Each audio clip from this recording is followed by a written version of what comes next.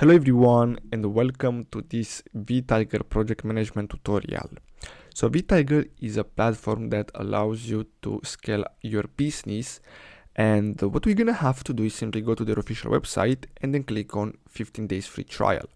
So basically this will allow us to test out the platform to see how it's working. So I'm gonna use one of my emails to sign up.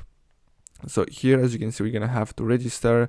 So we're gonna have to simply enter our last name and our company names, and then simply agree with the terms and conditions and click on continue. Now here we're gonna have to choose how many people there are in my organization, what we'll use this for, and basically that's all we need for now. And now what we're gonna have to do is simply wait for it to load up, and as you can see, we're almost done. So here we're going to be able to help with customer support for our users on our platform, and will allows you to do a lot of stuff. So as you can see here, we can add contacts.